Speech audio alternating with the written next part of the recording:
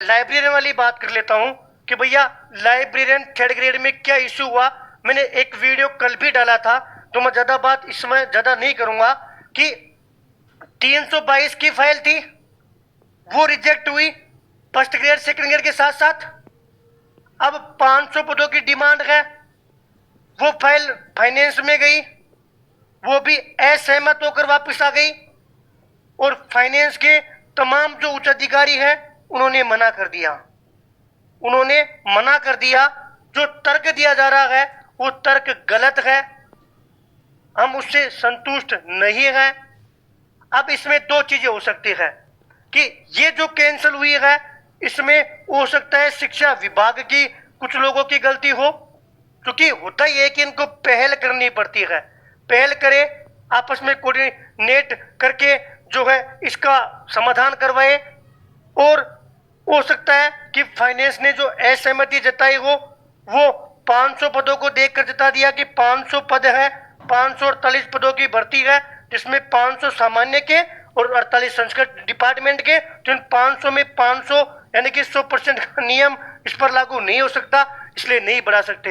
लेकिन मेरे भाई, अगर बात बढ़ाने की थी, 500 थे ना, तो आप 50% के हिसाब से 250 पदों पर स्वीकृति देकर भी आप भेज सकते थे। क्योंकि कल की आपने वार्ता में एक चीज देखी है कि कल की वार्ता में कहा गया कि साहब एग्जाम हो गई और एग्जाम के बाद में पद नहीं बढ़ा सकते, जो कि गलत तर्क है।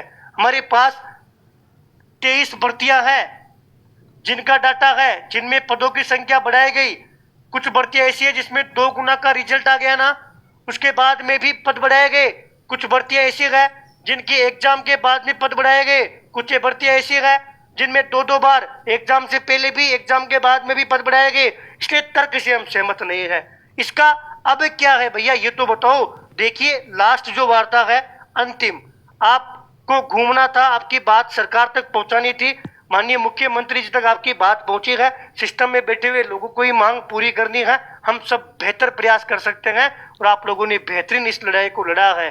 अब माननीय जो वित्त मंत्री जी हैं उनसे ही हमारी लास्ट अंतिम वार्ता रहेगी।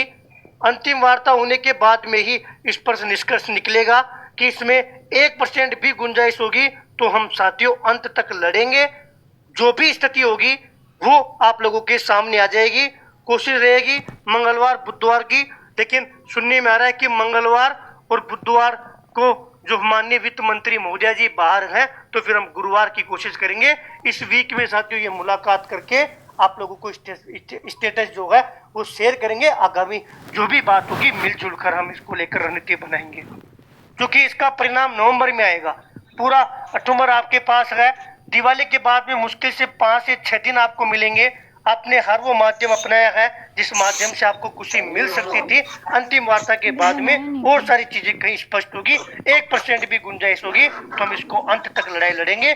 जो भी स्टेटस होगा आपको शेयर कर दिया जाएगा। भैया जल्द आए भी